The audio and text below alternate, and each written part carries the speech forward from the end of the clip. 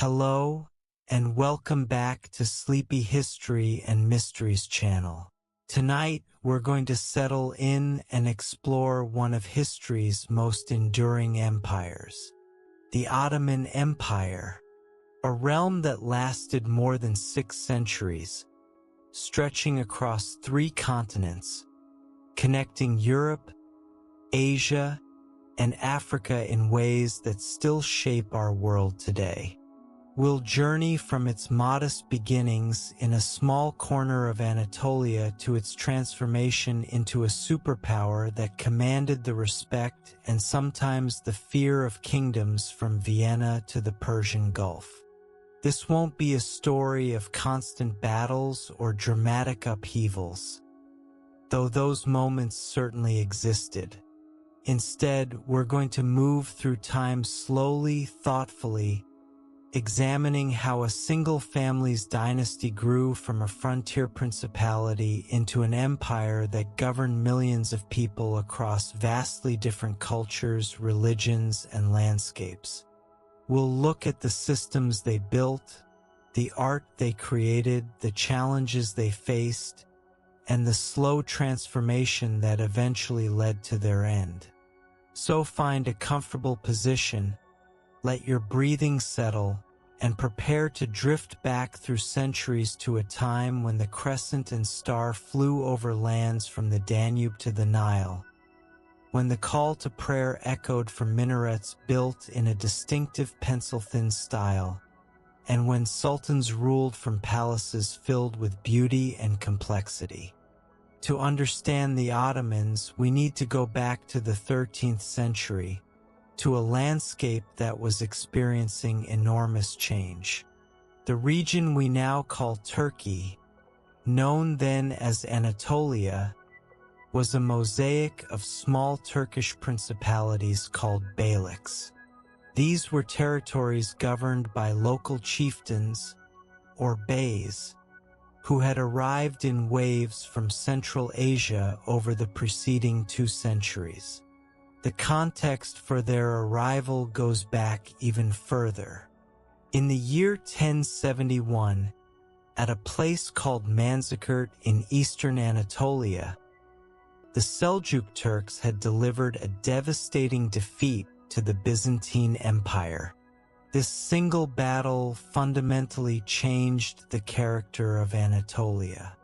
The Byzantines, who had held this territory for centuries as the continuation of the Eastern Roman Empire, suddenly found their grip loosening.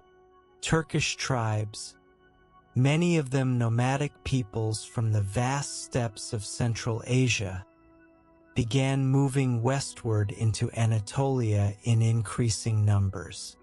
These Turkish peoples brought with them the Sunni version of Islam, a religion that would become central to Ottoman identity, though the empire would prove remarkably flexible in its approach to governing diverse religious populations. The Seljuks established a powerful sultanate, but by the late 13th century, their control was fragmenting. The Mongols, sweeping westward under devastating military campaigns, had created instability throughout the region. The Ilkhanate, a Mongol kingdom, now controlled much of Persia and exerted influence over eastern Anatolia. It was in this fractured landscape that our story begins, in a relatively unremarkable beylik in northwestern Anatolia, in the region of Bithynia, near the Sea of Marmara. The territory was small, bordered by other Turkish beyliks to the east and south, and by the slowly crumbling Byzantine Empire to the west and north. This was frontier land, contested space, where cultures met and mingled. The founder of what would become the Ottoman dynasty was a man named Osman. The dates of his life remain somewhat uncertain, as they often do for figures from this distant period, but most historians place his birth around 1258 and his death around 1323 or 1324. Osman was the son of a leader named Ertugrul, who had led a tribal group of Turkmen warriors. According to Ottoman tradition, which must always be approached with some caution given its purpose of legitimizing dynastic rule, Ertugrul had been granted land by the Seljuk Sultan in return for military service. Osman inherited leadership of this group, and the small territory they controlled centered around the town of Sagat. What made Osman different from many other Bey leaders of his time was his ability to attract followers, his skill in warfare, and his strategic position on the Byzantine frontier. He was, in the terminology of the era, a ghazi, a term meaning holy warrior or raider, someone who fought to expand the realm of Islam.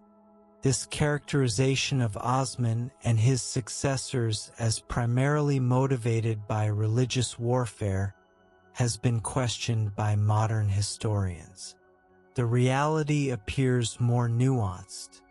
Yes, the early Ottomans fought against Byzantine Christian territories, but they also formed alliances with Christians when it suited them, employed Christians in their service, and showed a pragmatic flexibility that suggests their motivations were as much about territorial expansion and power consolidation as about religious ideology.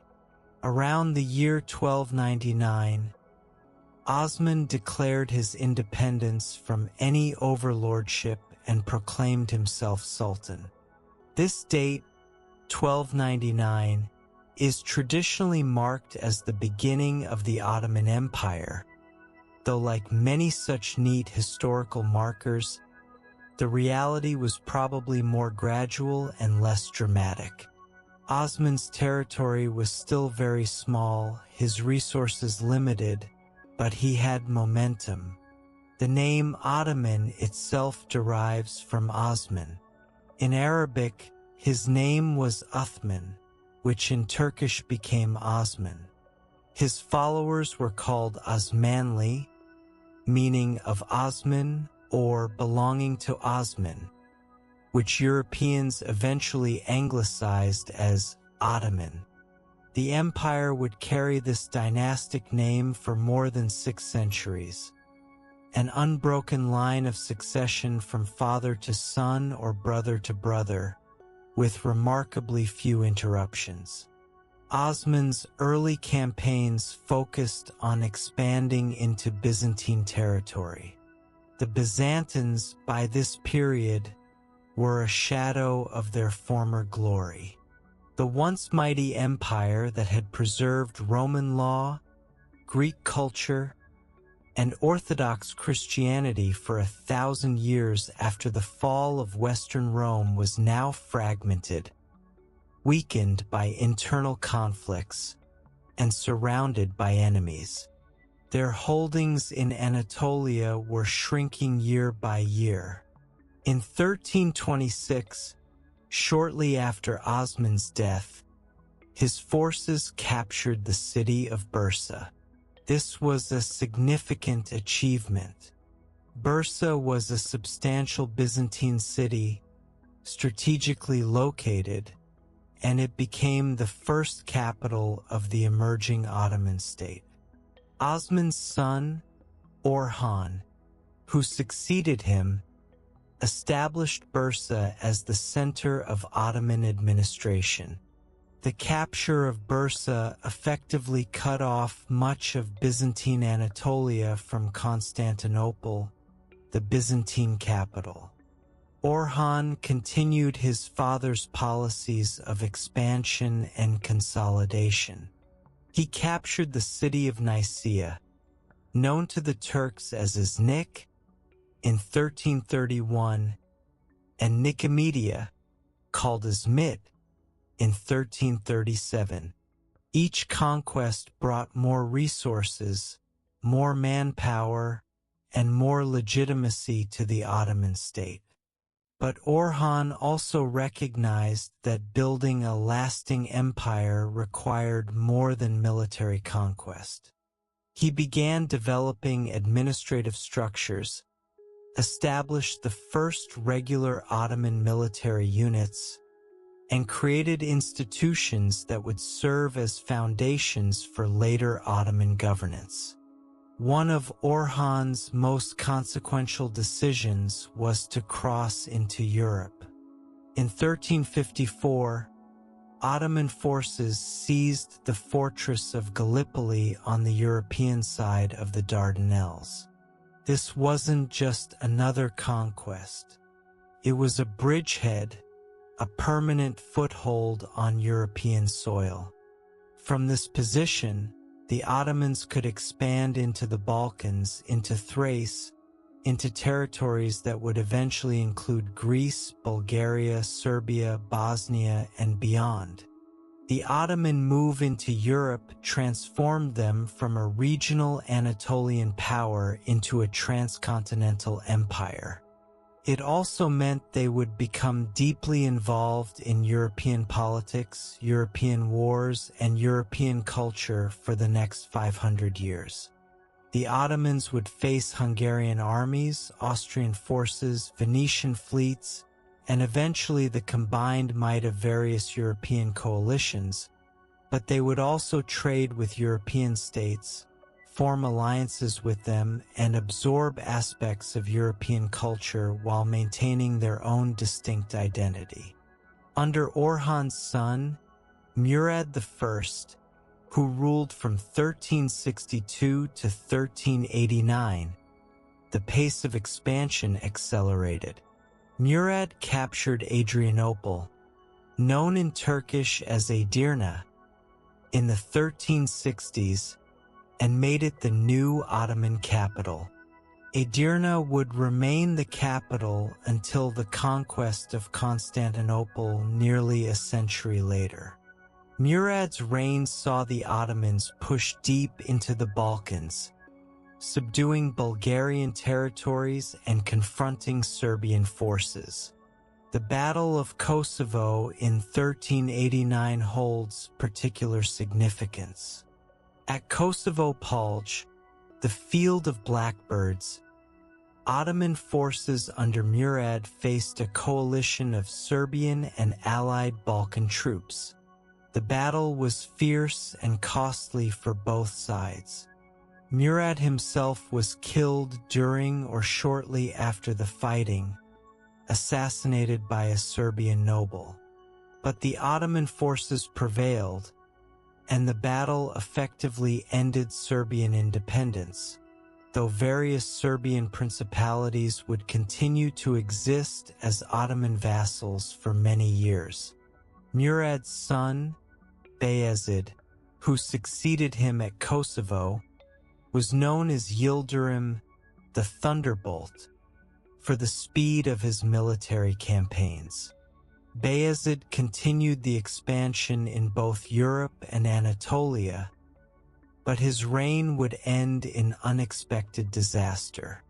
In 1402, at the Battle of Ankara, Bayezid's forces were crushed by the armies of Timur, also known as Tamerlane, a Turco-Mongol conqueror who had built an enormous empire stretching from India to the Mediterranean. Bayezid himself was captured, and he died in captivity about a year later. This defeat threw the Ottoman state into crisis. The empire didn't collapse, but it came close. Bayezid's sons fought among themselves for control in a brutal civil war that lasted over a decade. This period, known as the Ottoman Interregnum, saw the empire fragment temporarily as different sons controlled different territories. The conflict was finally resolved when one of Bayezid's sons, Mehmed, emerged victorious in 1413. This Mehmed, known as Mehmed I, is sometimes called the second founder of the Ottoman Empire because he managed to reunify the state and restore its stability.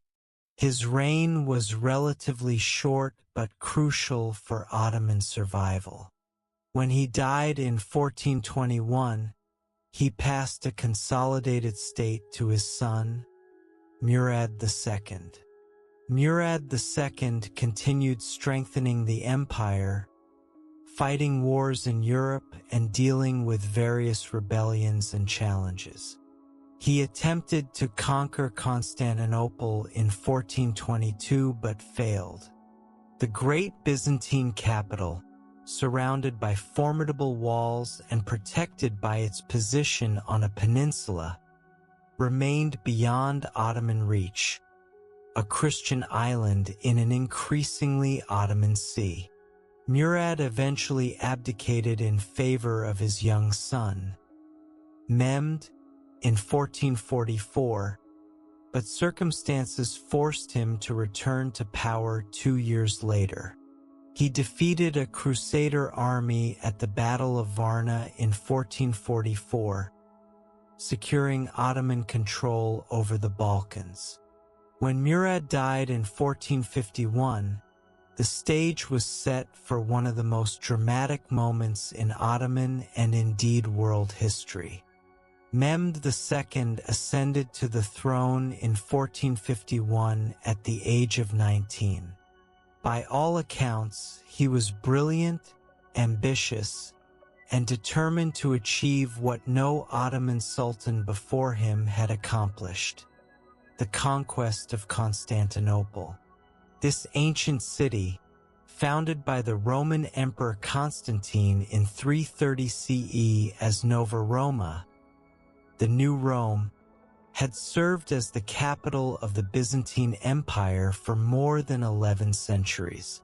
Constantinople was, in many ways, the ultimate prize. It controlled the strategic waterway connecting the Black Sea to the Mediterranean, the Bosphorus Strait. It was immensely wealthy from trade.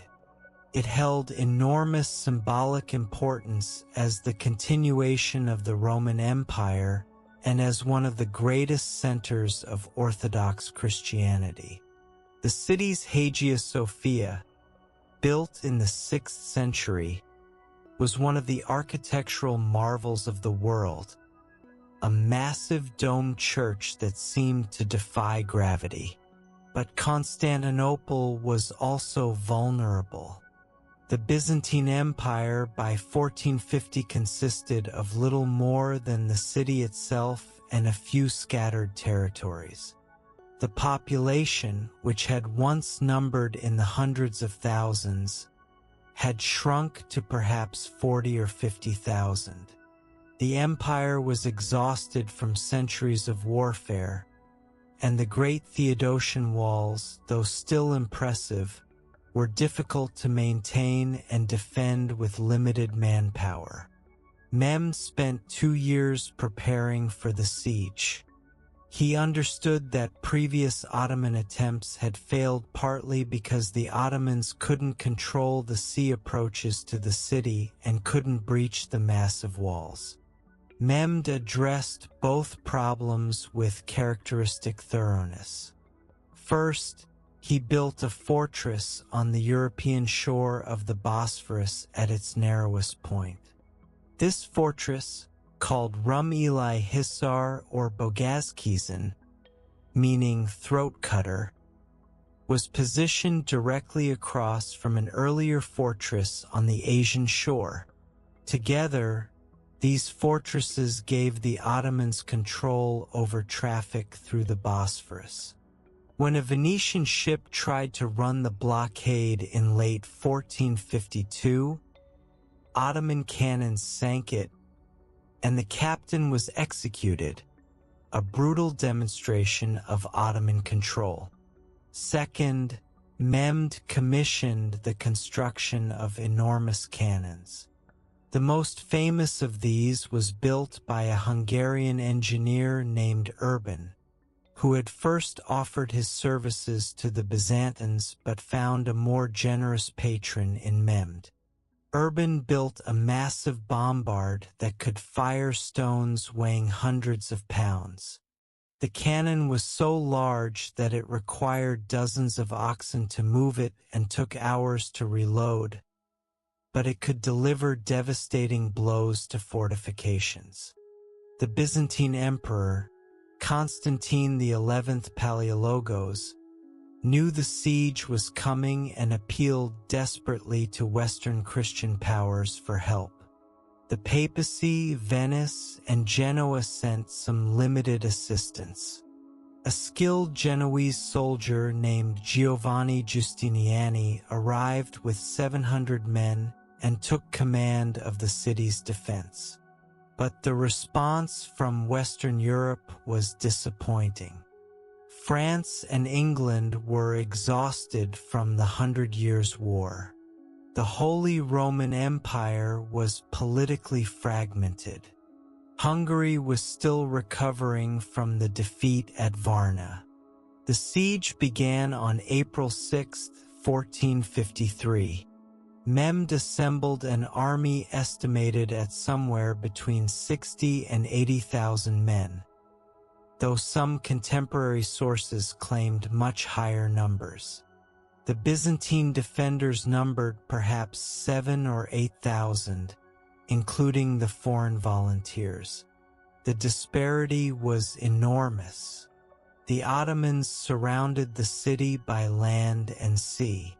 Mehmed positioned his cannons along the western land walls and began a relentless bombardment. The great guns roared day after day, and sections of the ancient walls, which had stood for more than 1,000 years, began to crumble. Each night, Byzantine defenders worked frantically to repair the damage, piling up earth and wood behind the breached sections. The Byzantine fleet, though small, managed to defeat an early Ottoman naval attack and maintained control of the Golden Horn, the inlet that formed Constantinople's harbor. The Byzantines had stretched a great chain across the mouth of the Golden Horn to prevent Ottoman ships from entering.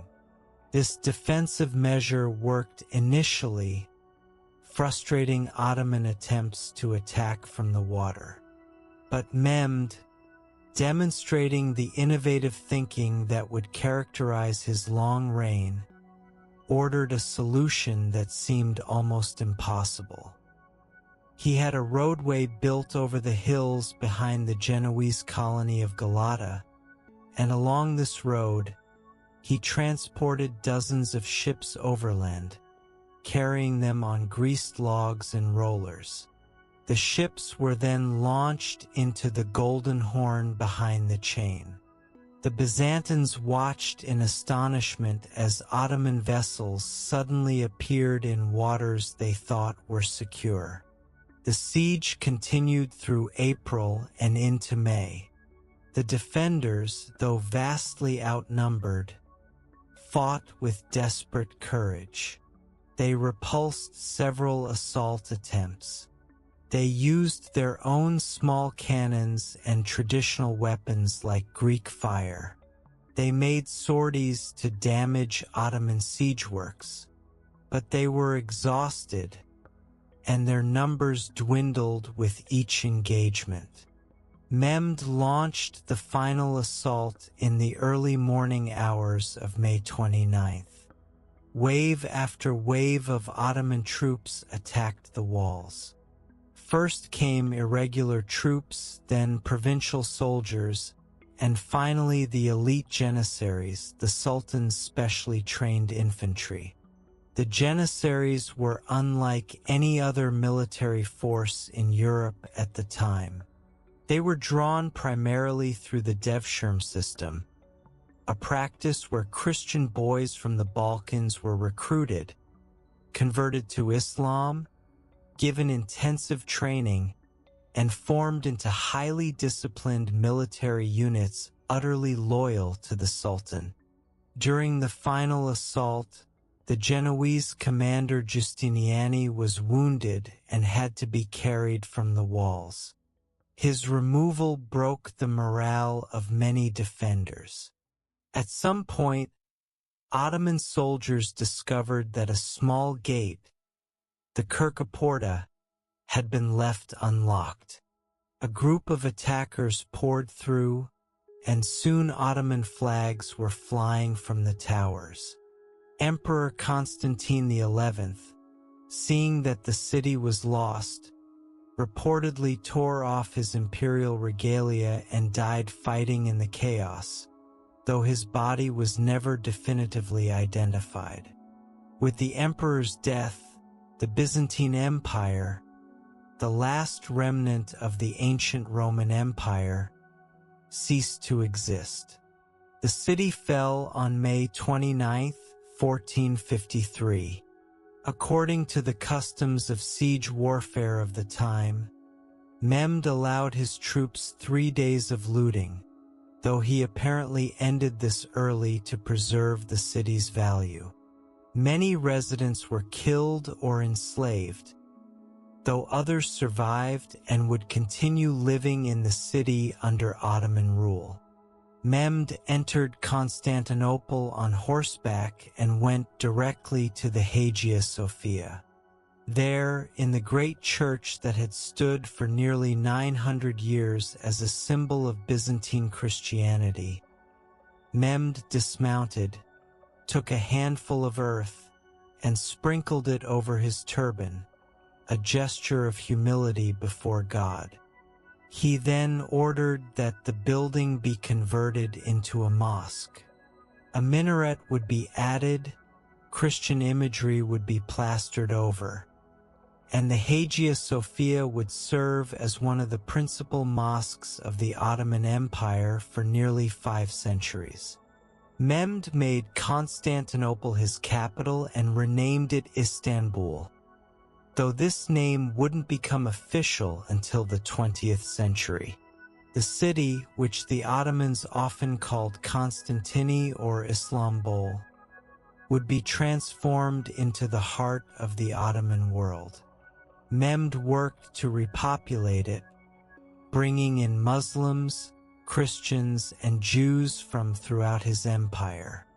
He wanted Istanbul to be a true imperial capital, worthy of the great empire he intended to build.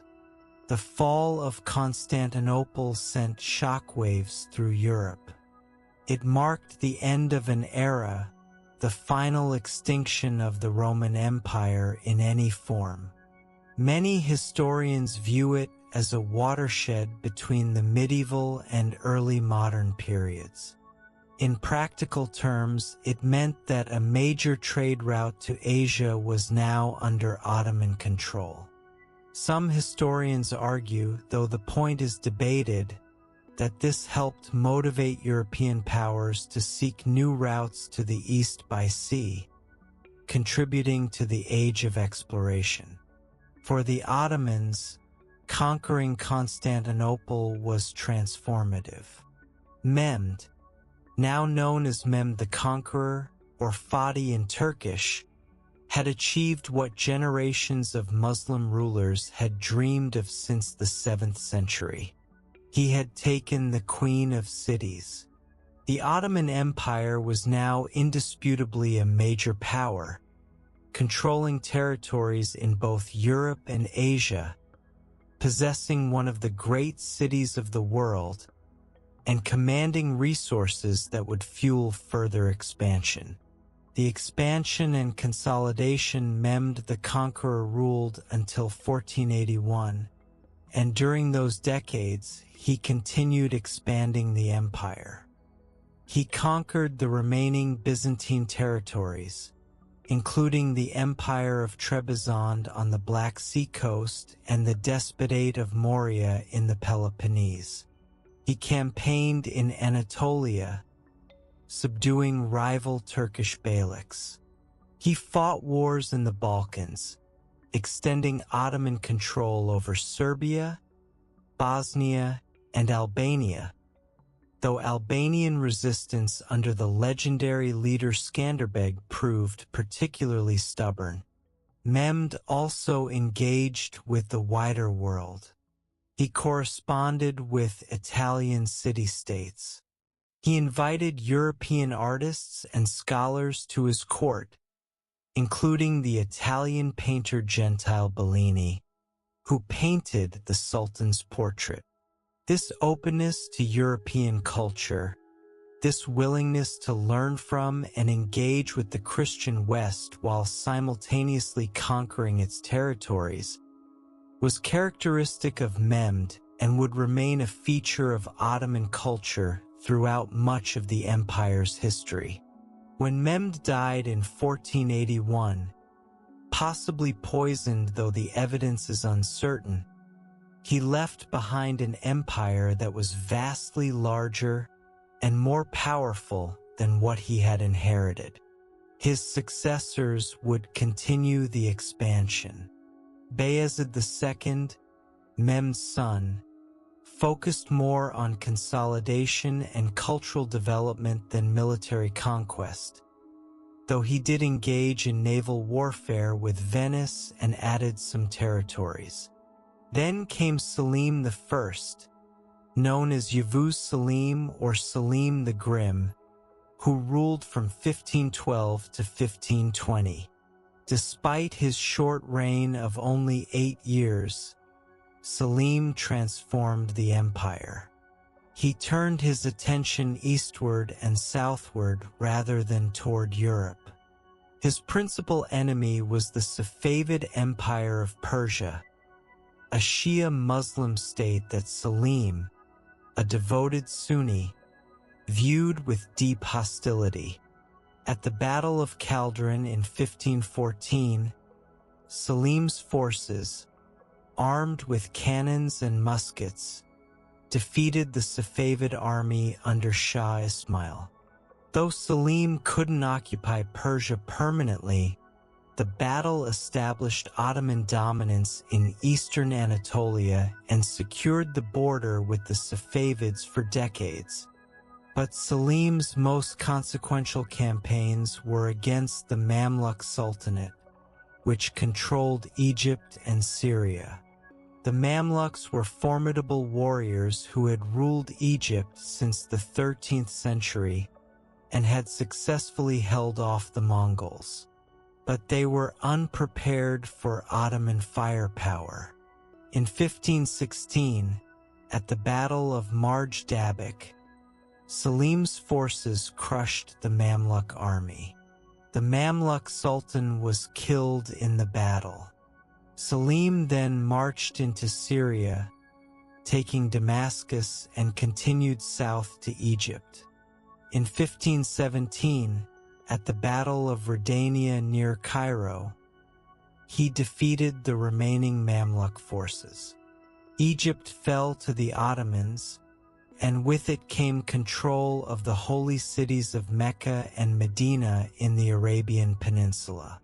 The Ottoman Sultan now held the most sacred sites in Islam, and this gave Ottoman rulers enormous prestige throughout the Muslim world. Selim also took the title of Caliph, claiming leadership over all Muslims. The legitimacy of this claim was disputed then and remains debated by historians, but it became an important part of Ottoman ideology. The Sultan was both a political ruler and a religious leader, the defender of Islam and the guardian of the holy cities. When Selim died in 1520, he left his son, Suleiman, an empire that stretched from the Danube to the Euphrates, from the Aegean to the Red Sea. It was the largest empire in the Islamic world and one of the most powerful states on earth. What Suleiman would do with this inheritance would define the Ottoman Golden Age. Suleiman the Magnificent and the Golden Age Suleiman I became Sultan in September 1520 at the age of 26.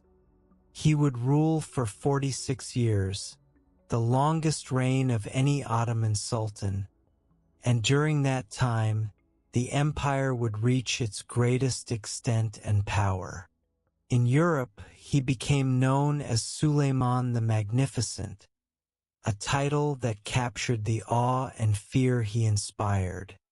But to his own people, he was Kanuni the Lawgiver, a name that reflected his greatest domestic achievement.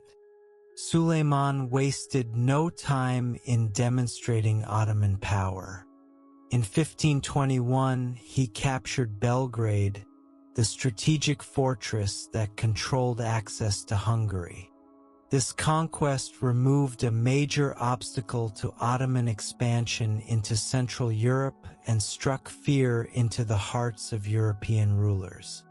2 years later, in 1522, Suleiman's forces captured the island of Rhodes from the Knights Hospitaller, a Catholic military order that had held the island for 2 centuries and used it as a base for naval operations against Ottoman shipping. The conquest of Rhodes was a massive undertaking, requiring a long siege and demonstrating Ottoman naval capabilities. With Rhodes in Ottoman hands, the Eastern Mediterranean was essentially an Ottoman lake.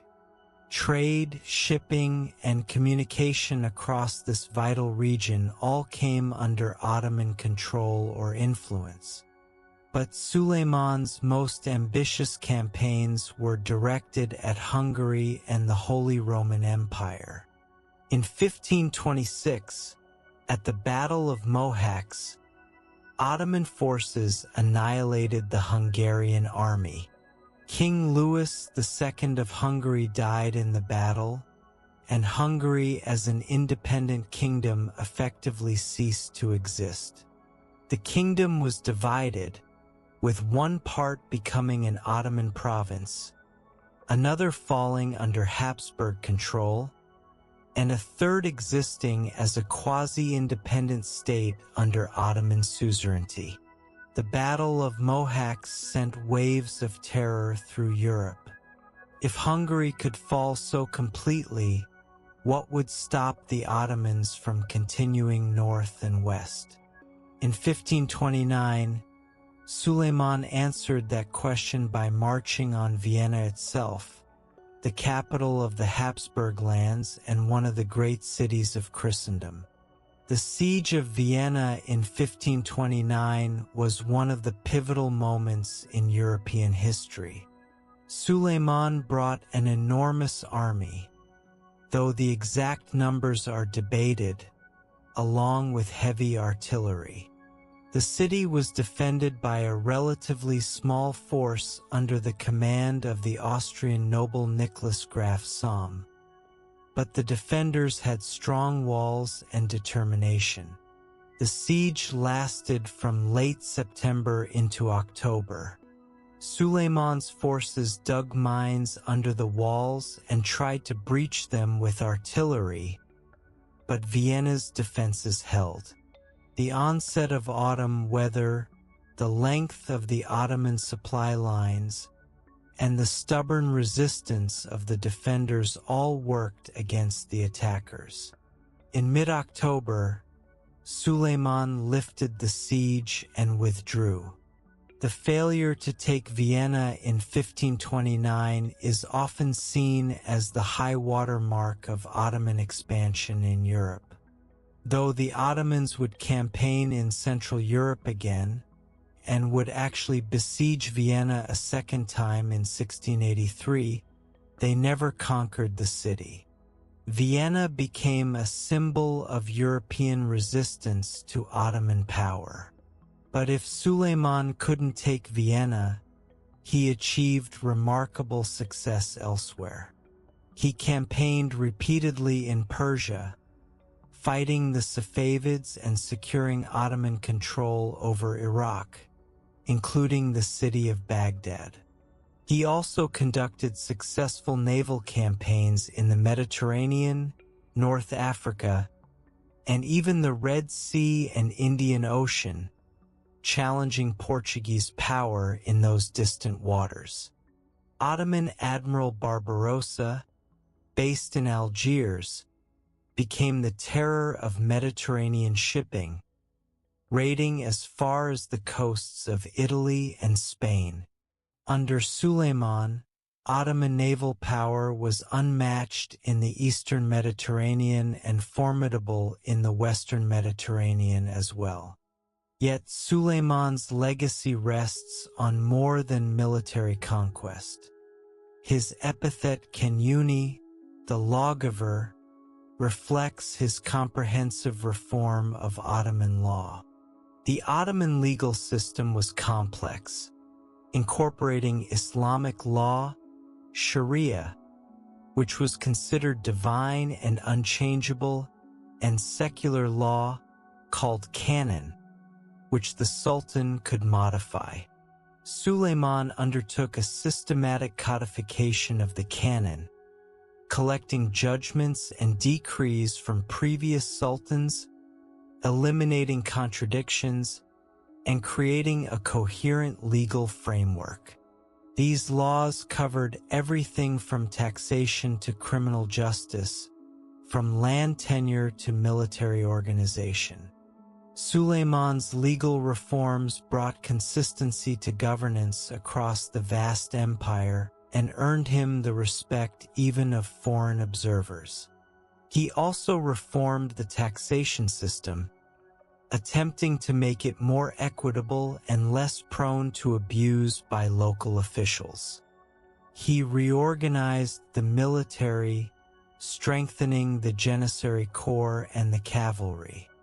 He built schools and supported education, helping to create a literate administrative class that could run the empire efficiently. Perhaps most remarkably, Suleiman presided over a golden age of Ottoman culture. The 16th century, and particularly Suleiman's reign, saw an explosion of artistic and architectural achievement. This was when Ottoman culture reached its classical form, when the distinctive Ottoman aesthetic, blending influences from Turkish, Persian, Byzantine, and Arab traditions, achieved its full expression. The period's greatest architect was Mimar Sinan, who served as the chief imperial architect from 1539 until his death in 1588. Sinan was a contemporary of Michelangelo, and like that Renaissance master, he transformed the built environment of his time. Over a career spanning 5 decades, Sinan designed hundreds of buildings, mosques, bridges, aqueducts, schools, hospitals, and palaces. Sinan's masterpieces include the Seytsad Mosque in Istanbul, built for Suleiman's son Mehmed, who died young, and above all, the Suleymani Mosque complex, built between 1550 and 1557. The Suleymani stands on one of Istanbul's 7 hills, overlooking the Golden Horn, a massive complex including the mosque itself, schools, a hospital, a caravanserai, shops, and Suleiman's own tomb. The Suleymani Mosque exemplifies the classical Ottoman architectural style. It combines the Byzantine tradition of the massive central dome, inspired by Hagia Sophia, with distinctively Ottoman elements. For slender pencil-shaped minarets, smaller semi-domes cascading down from the central dome, and an interior space flooded with light from hundreds of windows. The engineering is brilliant, the proportions perfect, and the effect is one of harmony and serenity. Sinan would later build what he considered his masterpiece, the Selimi Mosque in Edirne, completed in 1575 when Sinan was in his 80s. This mosque has an even larger dome than Suleimani and represents the absolute pinnacle of Ottoman architectural achievement. During Suleiman's era, the art of Iznik ceramics reached its peak. Iznik, a town in northwestern Anatolia, had become the center of Ottoman ceramic production. The ceramics produced there, particularly the tiles used to decorate mosques and palaces, are among the finest in the Islamic world. The Iznik tiles of Suleiman's time are immediately recognizable. Brilliant blues and turquoises, later joined by a distinctive tomato red, painted with motifs of tulips, carnations, roses, and intricate arabesque patterns. These tiles covered the interior walls of mosques, creating surfaces that seemed to glow with color and light. The technique involved painting designs on white clay, coating them with a clear glaze, and firing them at high temperatures to fuse the colors permanently. Ottoman calligraphy also flourished. Islamic art has always placed tremendous emphasis on beautiful writing. Since the Quran is considered the literal word of God and deserves to be rendered in the most exquisite form possible, Ottoman calligraphers developed styles that were distinctively Ottoman while building on older Arabic and Persian traditions. Suleiman himself was a poet, writing under the pen name Muhibbi. His poems, written in Persian and Turkish, touch on themes of love, mortality, and power. Some of his verses became famous enough to pass into Turkish as proverbs. This wasn't unusual. Ottoman sultans were expected to be cultured, to appreciate and even create art, literature, and music. But perhaps the most fascinating aspect of Suleiman's personal life was his relationship with a woman named Hurrem Sultan, better known in Europe as Roxolana. Hurrem was originally a slave in the imperial harem, possibly from what is now Ukraine.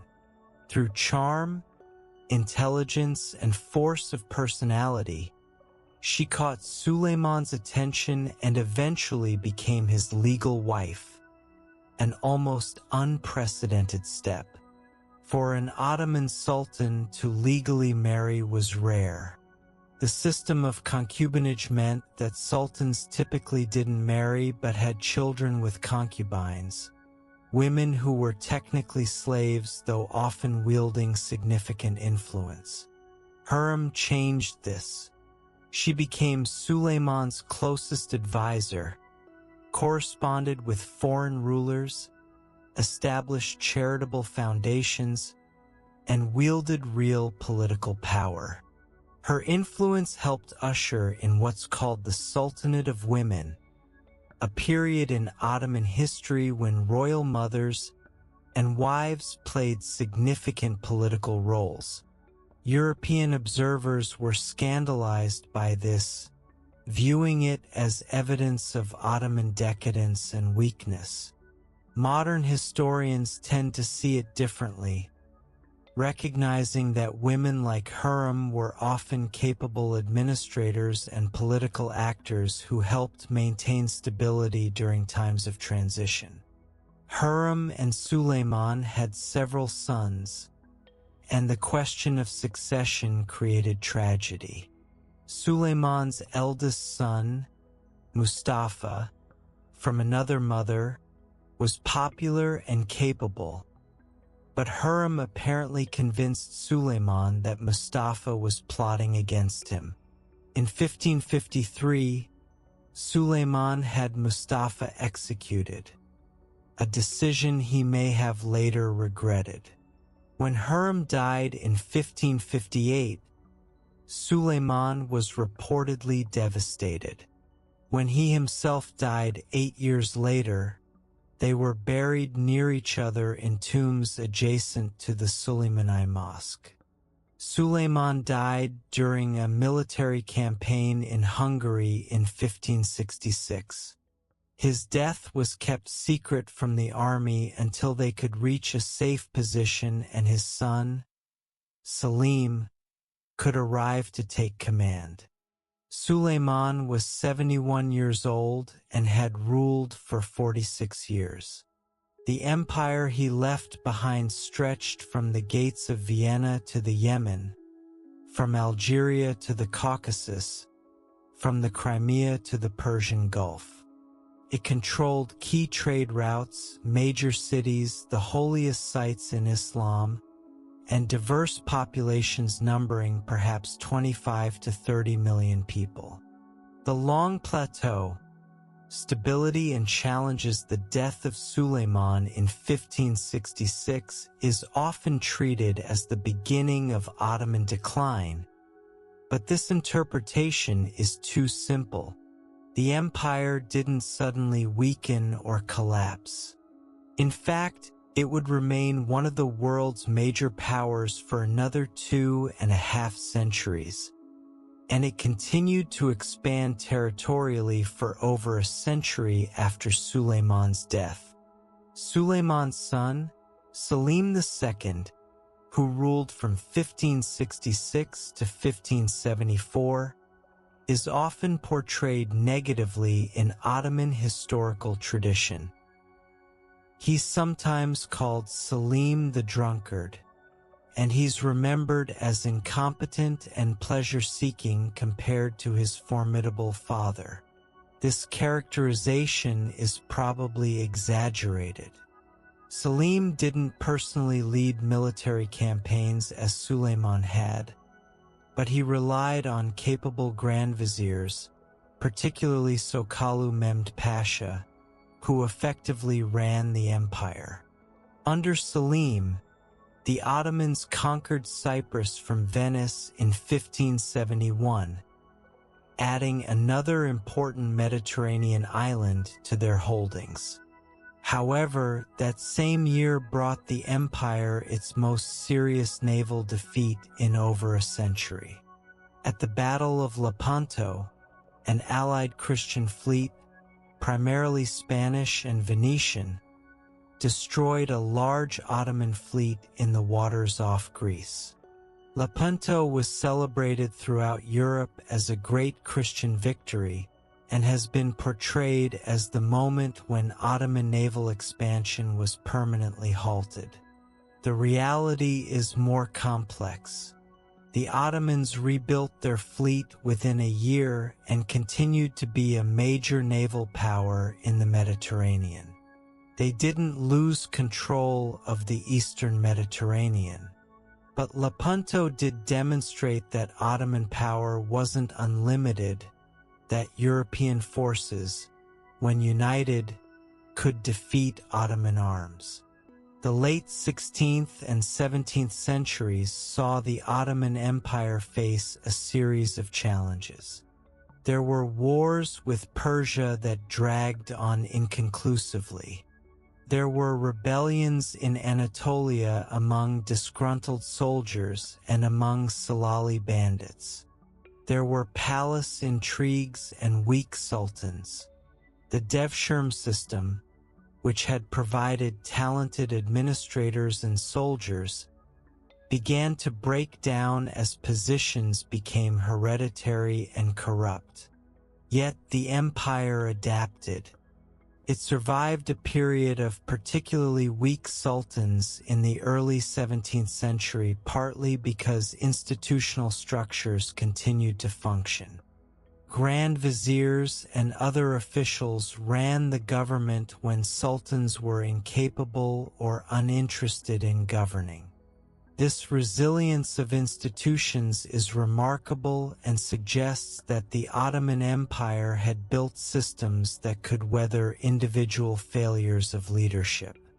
In the 1600s, the empire also saw a remarkable revival under a series of capable leaders from the Koprulu family, who served as Grand Viziers.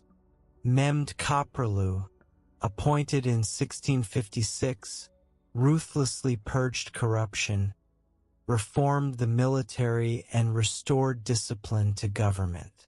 He and his son Fazıl Ahmed Kapraloo, who succeeded him, revitalized Ottoman power.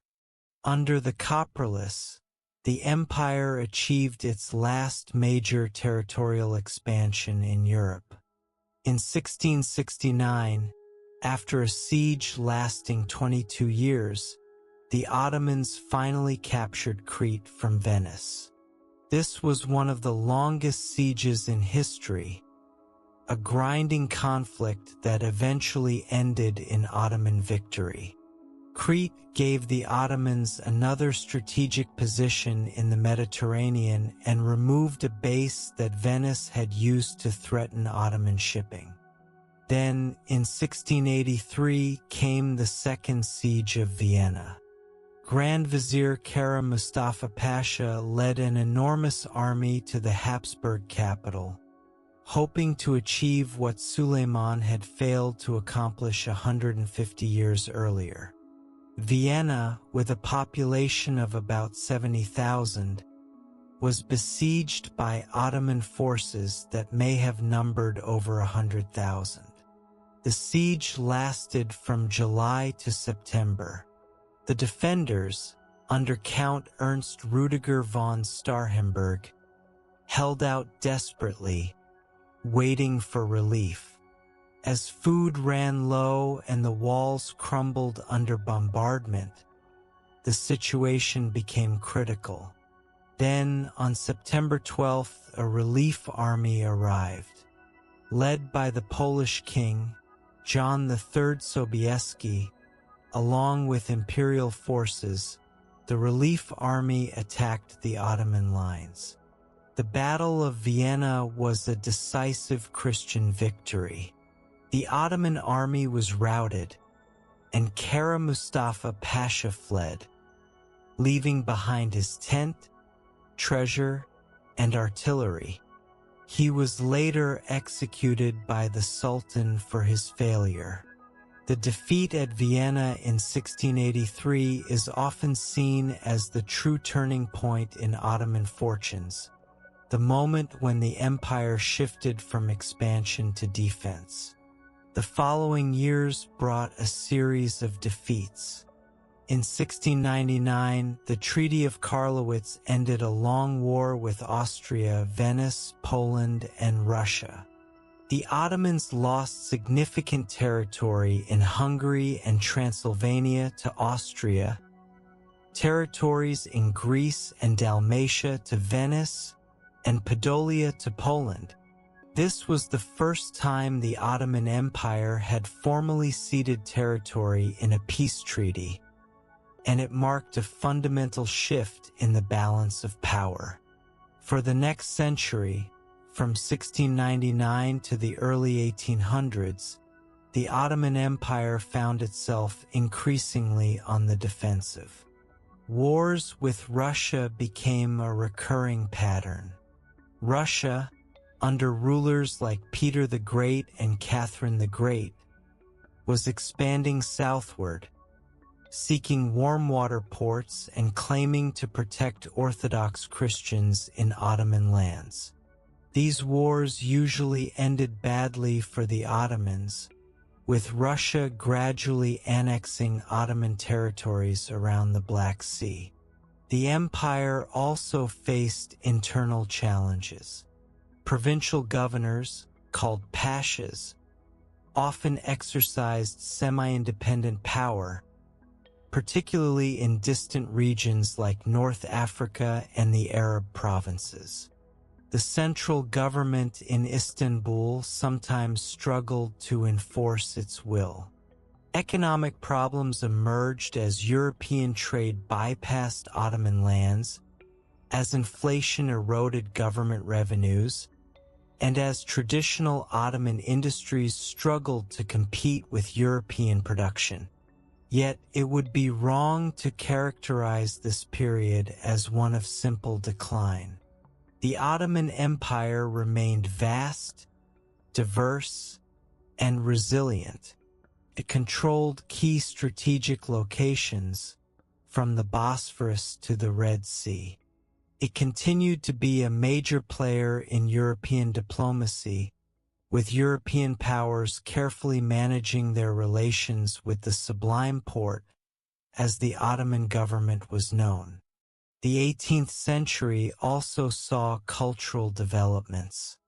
The Tulip era, roughly the 1710s and 1720s, was a period of relative peace when Ottoman culture became more open to European influences. Tulips had long been prized in Ottoman culture, but during this period, tulip cultivation became a mania among the elite.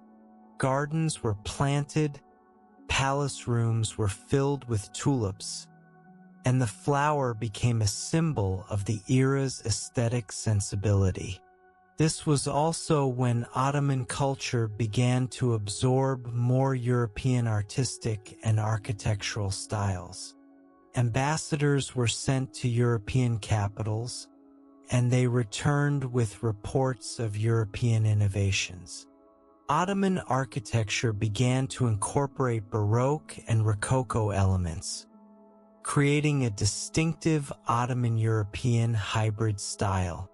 The Nur Osmani Mosque in Istanbul, completed in 1755, exemplifies this blend. Its design incorporates curves and decorative elements inspired by European Baroque, yet remains recognizably Ottoman. This openness to foreign influence wasn't seen as a weakness but as a sign of cultural confidence. A belief that the empire could absorb useful ideas while maintaining its own identity. The Age of Reform, Tanzimat and modernization. By the early 19th century, it was becoming clear to Ottoman leaders that the empire faced existential challenges. Napoleon's invasion of Egypt in 1798, though brief, demonstrated Ottoman military weakness. The empire had been unable to prevent a European power from seizing one of its core provinces, and it was only with British help that the French were eventually expelled. Simultaneously, nationalist movements were emerging in the Balkans. Serbia revolted in 1804, beginning a long struggle for independence. Greece followed in 1821, starting a brutal war that would last nearly a decade and capture the imagination of European liberals who romanticized Greek independence as the rebirth of classical civilization. The Greek War of Independence was particularly devastating for the Ottoman Empire's international reputation. European powers, including Britain, France, and Russia, eventually intervened on the Greek side. In 1827, at the Battle of Navarino, an Allied European fleet destroyed the Ottoman Egyptian fleet. Greece gained independence in 1832, and the Ottoman Empire lost one of its European provinces. These events made it clear that the empire needed to reform to survive.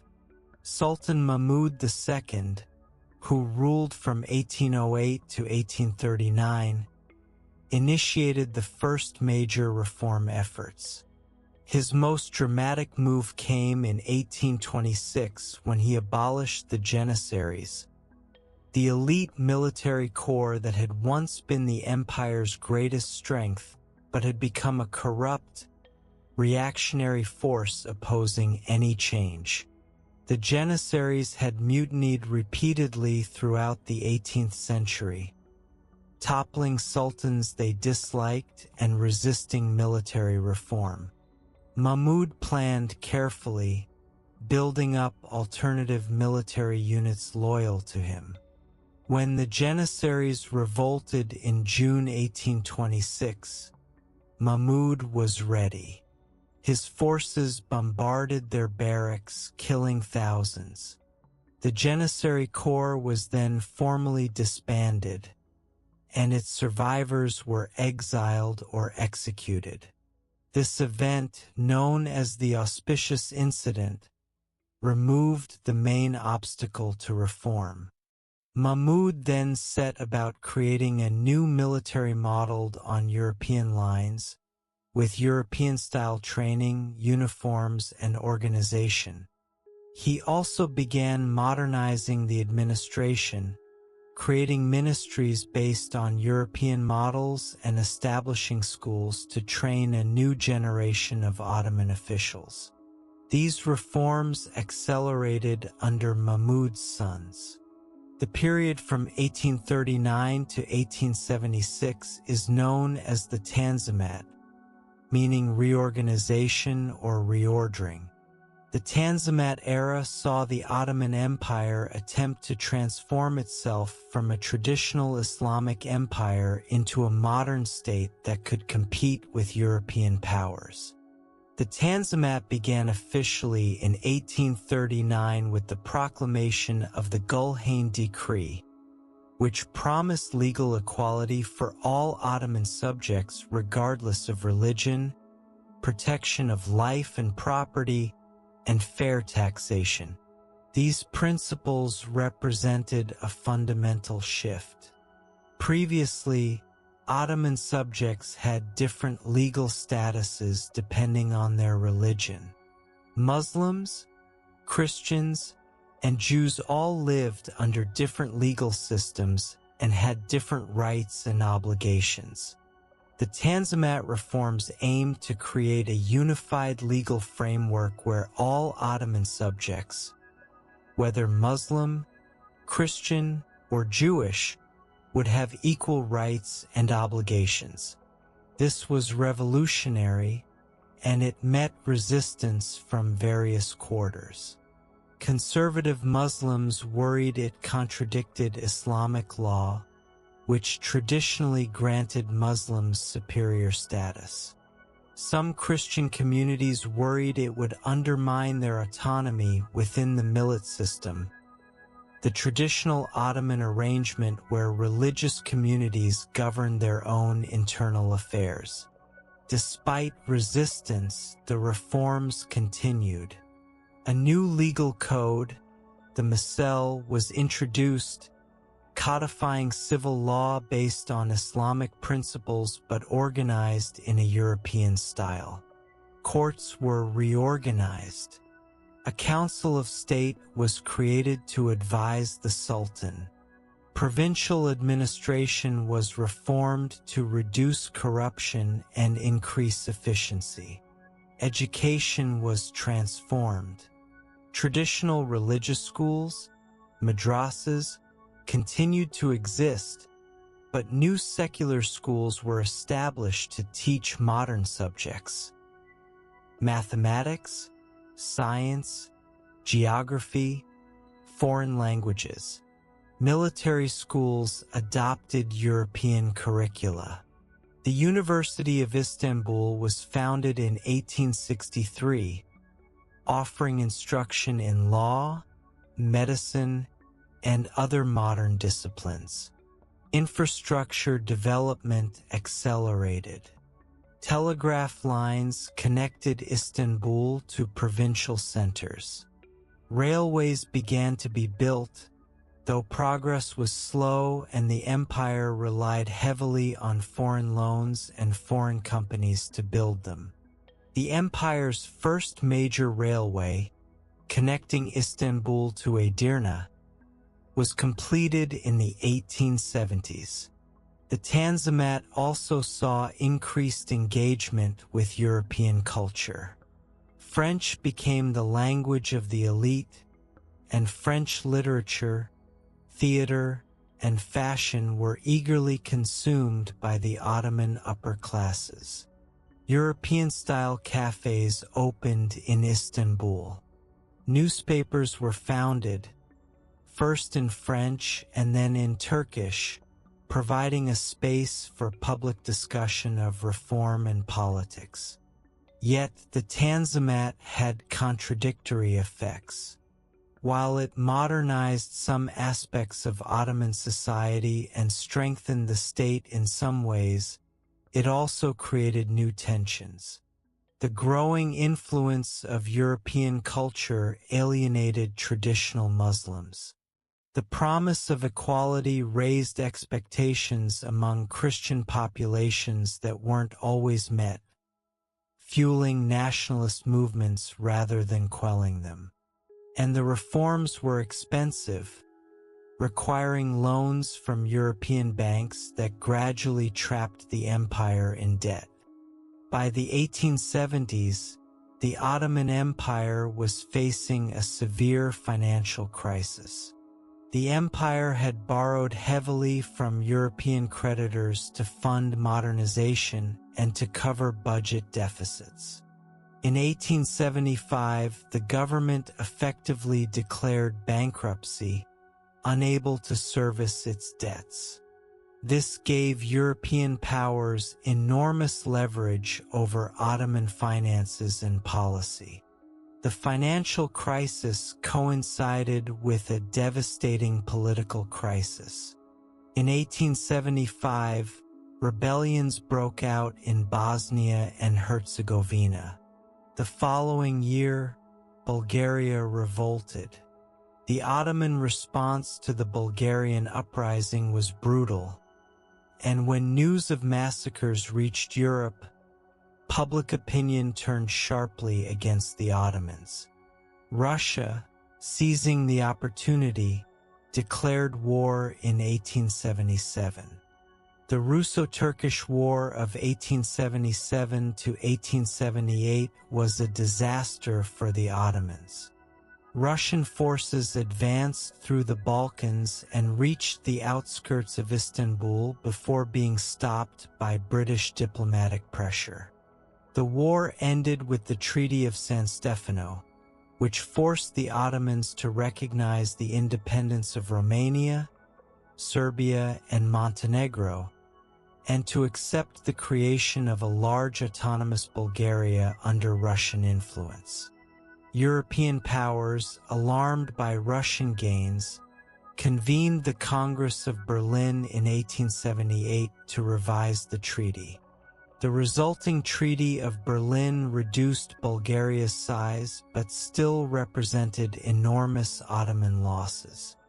Bosnia and Herzegovina came under Austrian administration. Britain occupied Cyprus.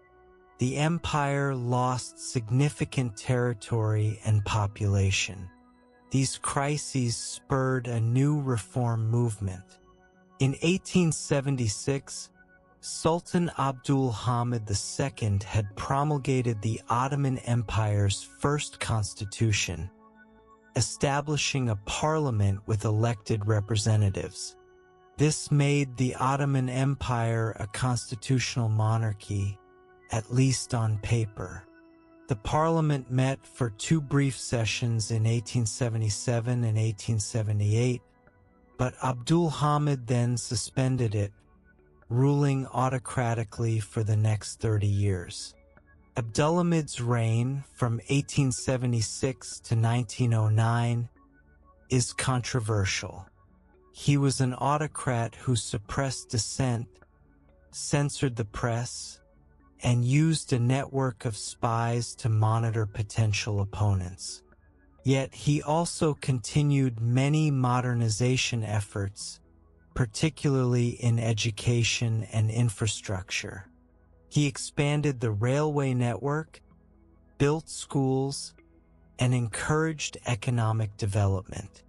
He also attempted to use pan-Islamism, emphasizing his role as caliph and calling for Muslim unity, as a way to counter European imperialism and hold the diverse empire together.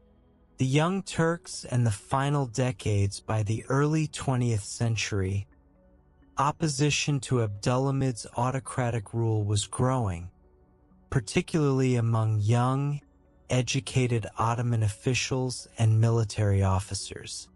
These reformers, collectively known as the Young Turks, wanted to restore constitutional government and implement more thorough modernization.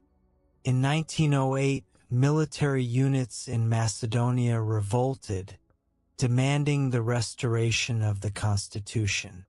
Faced with widespread military opposition and unable to trust his own forces, Abdul Hamid capitulated.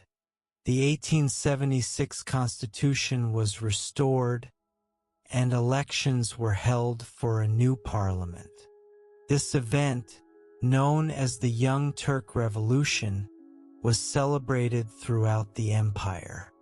People of all ethnic and religious backgrounds took to the streets, hopeful that constitutional government would solve the empire's problems. But the optimism didn't last. Within months, Austria formally annexed Bosnia and Herzegovina, which it had been administering since 1878. Bulgaria declared full independence. Crete announced its union with Greece. In just a few months, the empire lost significant territories, undermining confidence in the new government. In 1909, a counter-revolution attempted to restore Abdülhamid's absolute power. The Young Turk forces, led by military officers, suppressed the revolt and deposed Abdul Hamid, replacing him with his brother Mehmed V, who would be a largely ceremonial ruler while actual power rested with the Young Turk leadership. The Young Turks, organized primarily through the Committee of Union and Progress, initially promoted Ottomanism, the idea that all subjects of the empire could be equal citizens regardless of ethnicity or religion, united by loyalty to the Ottoman state. But as this ideology failed to prevent nationalist separatism, particularly in the Balkans, the Young Turks increasingly embraced Turkish nationalism. Between 1911 and 1913, the empire faced a series of devastating wars. Italy invaded Libya in 1911, and despite Ottoman resistance, the empire lost this North African province. Then came the Balkan Wars of 1912 and 1913, which were catastrophic. An alliance of Balkan states attacked the empire and within weeks had conquered most of the remaining Ottoman territories in Europe. The First Balkan War ended with the Treaty of London in 1913, which stripped the Ottomans of almost all their European possessions except for a small area around Istanbul and Edirne. A Second Balkan War broke out among the victors over how to divide the spoils, and the Ottomans managed to recapture Edirne, but the damage was done. The empire had lost territories it had held for centuries, and hundreds of thousands of Muslim refugees fled to Anatolia, creating humanitarian and political crises. By 1914, the Ottoman Empire was a shadow of its former self, having lost most of its Balkan territories, Libya, and much of its international prestige.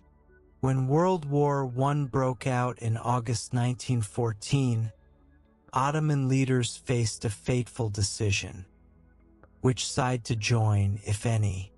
The Ottoman Empire had been trying to modernize its military with German help, and there were strong pro-German sentiments among the Young Turk leadership, particularly Enver Pasha, the Minister of War. In November 1914, the empire entered the war on the side of Germany and Austria-Hungary against Britain, France, and Russia. This decision would prove disastrous, leading directly to the empire's end. the Ottomans had to fight on multiple fronts simultaneously. In the Caucasus, they battled Russian forces in harsh mountainous terrain. In Mesopotamia, modern-day Iraq, they fought British and Indian forces. In Palestine and Syria, they faced British forces advancing from Egypt. In the Dardanelles, they fought off a massive Allied amphibious invasion at Gallipoli. The Gallipoli campaign, lasting from February 1915 to January 1916, was an Allied attempt to knock the Ottomans out of the war by seizing the Dardanelles, opening a supply route to Russia, and threatening Istanbul. The campaign was a strategic failure for the Allies, with Ottoman forces, led by officers including Mustafa Kemal, later known as Ataturk, successfully defending the peninsula. Gallipoli was an Ottoman victory, one that demonstrated the courage and effectiveness of Ottoman soldiers and provided a rare bright spot in the war. But it couldn't change the overall trajectory. The empire was being slowly strangled by British naval blockades, its economy was collapsing, and its population was suffering terribly. During the war, the empire also experienced its darkest chapter, the Armenian genocide. In 1915, the Ottoman government, fearing that Armenians in eastern Anatolia would support the invading Russian forces, ordered the deportation of the Armenian population from the eastern provinces.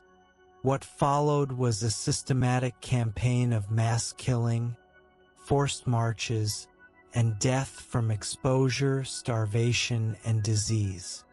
Estimates of the death toll vary, but historians generally agree that between 600,000 and 1.5 million Armenians died. The Ottoman government claimed these were necessary wartime security measures against a rebellious population, but the evidence clearly shows that this was a planned campaign to eliminate the Armenian presence in Anatolia. The Armenian genocide remains a sensitive issue today, with the Turkish government still officially rejecting the term genocide, but it stands as one of the great atrocities of the 20th century. By 1918, the empire was exhausted. British forces under General Edmund Allenby had conquered Palestine and Syria, entering Damascus in October 1918. An armistice was signed on October 30th, 1918 at Mudros. The empire had been defeated. The end and the aftermath, the armistice was followed by occupation. British and French forces occupied Istanbul and various parts of Anatolia. Greece, encouraged by the Allies, landed forces at Izmir in May 1919, planning to annex portions of western Anatolia where there were significant Greek populations. Italy occupied parts of southern Anatolia. The Treaty of Sèvres, signed in August 1920, formalized a partition that would have reduced the Ottoman state to a small area around Ankara, with much of Anatolia divided into zones of European influence or given to Greece and Armenia. But this partition was never implemented because the Turkish people, led by nationalist forces under Mustafa Kemal, refused to accept it. The Turkish War of Independence, from 1919 to 1922, saw Turkish nationalist forces fight against Greek, Armenian, French, and Italian forces, eventually driving them all out of Anatolia. Mustafa Kemal emerged as the leader of this resistance. He had been a successful military commander during World War I, and he now rallied Turkish nationalists to reject the partition and establish an independent Turkish state. The nationalist forces established a government in Ankara, separate from the Sultan's government in occupied Istanbul. The war culminated in the Great Offensive of 1922, when Turkish forces drove the Greek army out of Anatolia in a campaign that ended at Izmir. The Greek population of Anatolia, which had lived there for thousands of years, fled or was expelled, ending the Greek presence in Asia Minor. The Turkish victory was complete. In November 1922, the Grand National Assembly in Ankara abolished the Sultanate. The last Sultan, Mehmed VI, fled Istanbul aboard a British warship. The Ottoman Empire, which had existed for more than 600 years, officially ceased to exist. The Caliphate was retained for a brief time, separated from political power, but in 1924 it too was abolished. In its place rose the Republic of Turkey, proclaimed on October 29, 1923, with Mustafa Kemal as its first president. The republic that emerged from the empire's ruins was a very different entity. It was based on Turkish nationalism rather than Ottoman multi-ethnic identity. It was secular, with religion separated from the state. It adopted the Latin alphabet, European legal codes, and European-style clothing. Women were given the right to vote and hold office, a revolutionary change.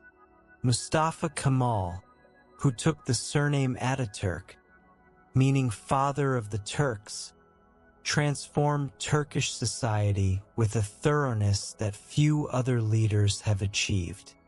His goal was to create a modern, European-style nation-state from the ruins of the empire, and to a large extent he succeeded. Modern Turkey is his creation, for better and worse. The Arab provinces of the old empire, meanwhile, became European mandates.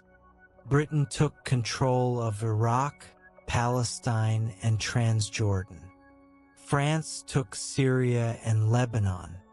These mandates eventually became independent states, but the borders drawn by Europeans, often arbitrarily, created problems that persist to this day. The end of the Ottoman Empire thus reshaped the entire Middle East and the Balkans.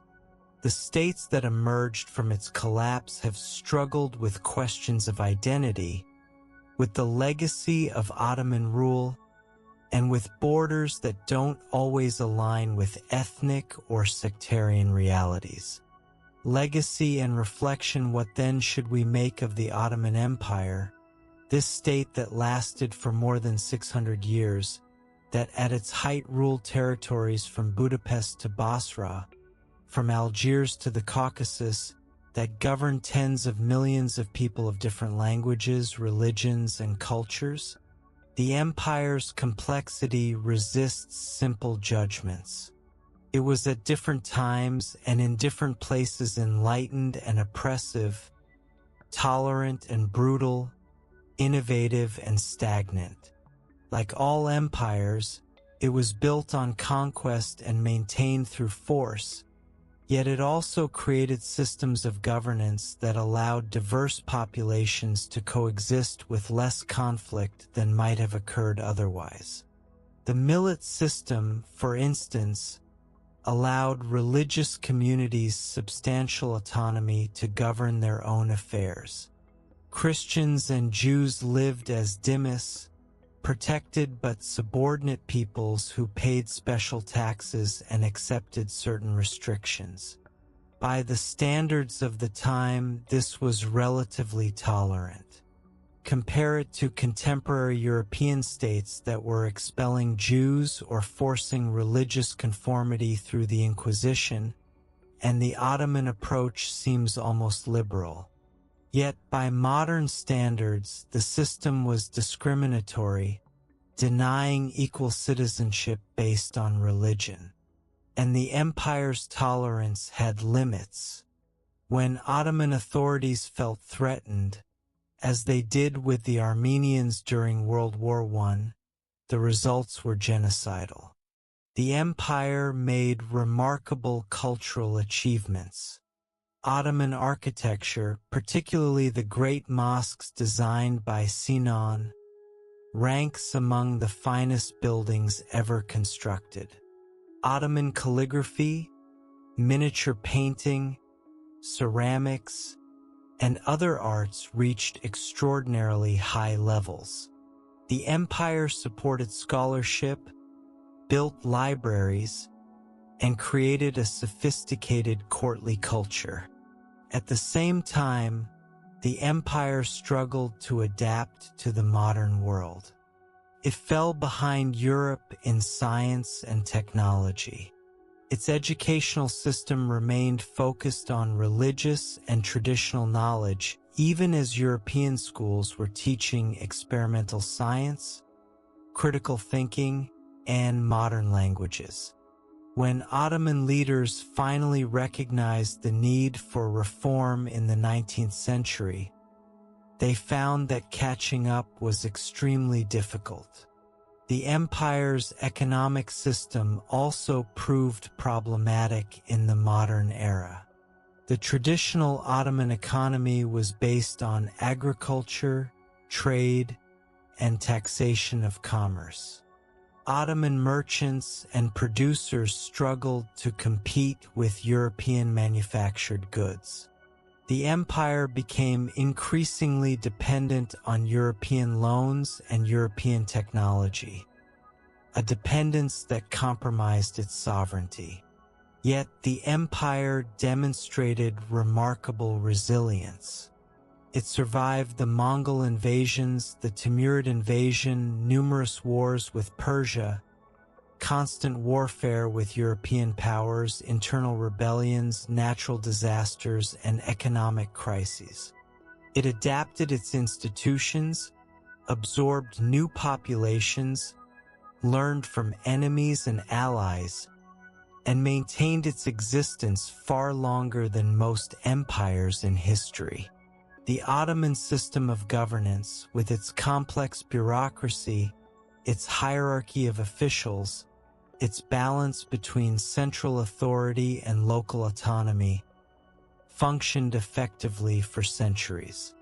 The empire's ability to mobilize resources, to field armies, to collect taxes across vast distances, and to maintain order among diverse populations all testify to sophisticated institutional development.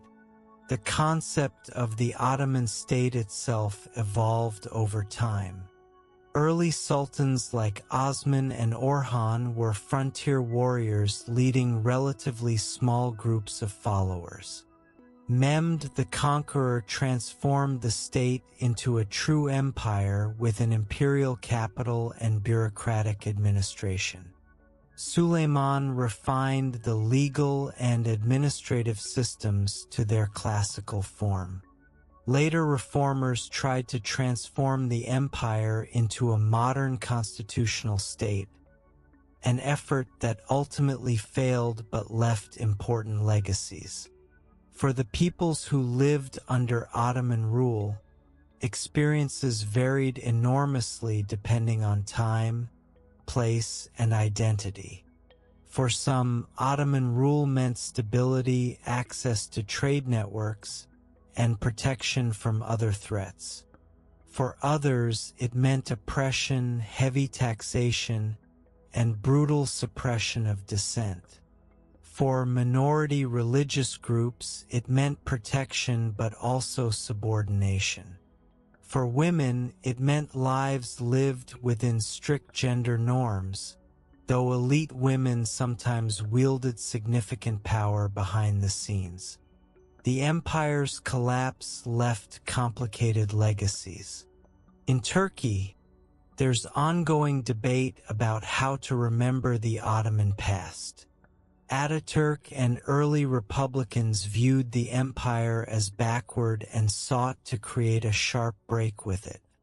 More recently, there's been renewed interest in and appreciation for Ottoman history, though this sometimes involves romanticizing or oversimplifying the past. In the Arab world, the Ottoman period is often seen as a time of foreign rule, and the Arab Revolt of World War I, when some Arab leaders sided with Britain against the Ottomans, is celebrated as a movement for independence. Yet the Ottoman period also created administrative structures, legal systems, and urban development that shaped these regions profoundly. In the Balkans, memories of Ottoman rule remain contentious. In places like Serbia and Greece, the Ottoman centuries are often remembered primarily as a time of oppression, while in Bosnia and Albania, where many people converted to Islam during the Ottoman period, the memory is more mixed. These different historical memories continue to influence politics and identity today. Perhaps the most important Ottoman legacy is simply the demonstration that different peoples, religions, and cultures can coexist within a single political framework. The Ottoman Empire was never a harmonious multicultural utopia, but it did manage to govern a remarkably diverse population for centuries without the kind of constant religious warfare that plagued Europe during the same period. The empire also left a physical legacy in the form of buildings, bridges, aqueducts, and other structures that still stand throughout the former Ottoman lands. The great mosques of Istanbul, the bridges over rivers in the Balkans, the caravanserais along trade routes, all testify to Ottoman engineering and architectural skill. There's also a cultural legacy in language, cuisine, music, and customs that persists in former Ottoman territories. Turkish words appear in Balkan languages and Arabic. Coffee culture, the elaborate courtesies of formal interaction, certain musical modes and instruments, all bear the mark of Ottoman influence. Conclusion: and so we've journeyed through more than 6 centuries, from a small principality in Anatolia to one of history's great empires, and finally to that empire's dissolution. We've seen the Ottomans rise through conquest and consolidation, reach their zenith under Suleiman, struggle with decline and reform, and ultimately fail to survive the challenges of nationalism and world war. The story of the Ottoman Empire is in many ways the story of how empires work, how they grow, stabilize, and eventually come to an end. It's a reminder that nothing lasts forever, that every civilization, no matter how powerful it seems at its peak, will eventually change or disappear. But it's also a reminder that during their existence, empires shaped the world in profound and lasting ways. The Ottoman centuries changed the Middle East, the Balkans, and North Africa fundamentally. The borders, populations, and cultures of these regions today still bear the imprint of Ottoman rule. The conflicts and alliances, the movements of peoples, the creation of institutions, all continue to reverberate. For someone interested in understanding the modern world, understanding the Ottoman Empire is essential. You cannot comprehend the politics of the Balkans without knowing about Ottoman rule there. You cannot understand Turkey without grappling with its Ottoman past. You cannot make sense of Middle Eastern borders and conflicts without recognizing how the empire's collapse and partition created the modern map. But beyond its historical importance, the Ottoman story has a quality that draws us in. It's a human story of ambition and achievement, of power gained and lost, of cultures blending and clashing, of individuals like Mehmed the Conqueror and Suleiman the Magnificent and Ataturk shaping the course of events, but also of ordinary people living their lives under different rulers and systems. It reminds us that history is not just dates and battles, treaties and dynasties, though those are part of it. History is also art and architecture, law and administration, trade and technology, belief and culture. The Ottoman Empire excelled in some of these areas and struggled in others, but across 6 centuries, it created something remarkable, a political and cultural entity that left an indelible mark on our world. As you drift towards sleep, perhaps you can imagine yourself walking through the streets of Istanbul in Suleiman's time. You might pass through the Great Bazaar, hearing dozens of languages, seeing goods from across the known world.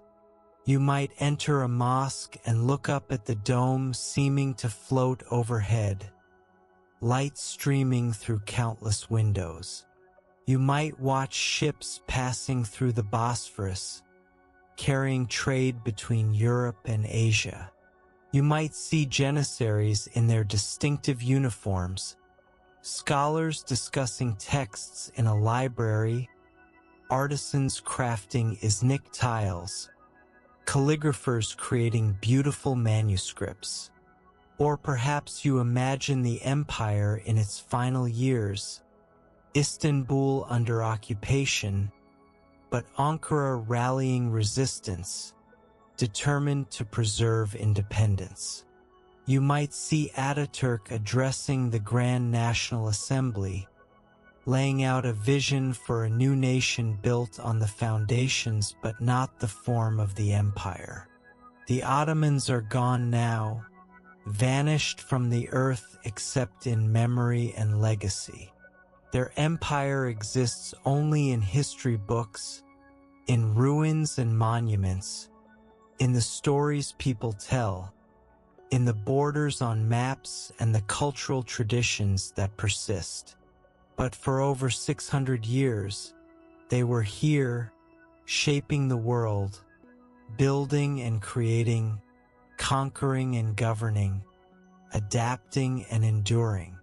Their story is worth knowing, worth contemplating, worth carrying with you as you think about power and culture, about change and continuity, about how human societies rise and fall and what they leave behind. Thank you for spending this time exploring the Ottoman Empire with me. If you found this journey through history relaxing and informative, I hope you'll consider subscribing and returning for more calm, thoughtful explorations of the past. There are so many stories to tell, so many fascinating chapters of human history to discover together. Until next time, rest well, and let the currents of history carry you gently towards sleep.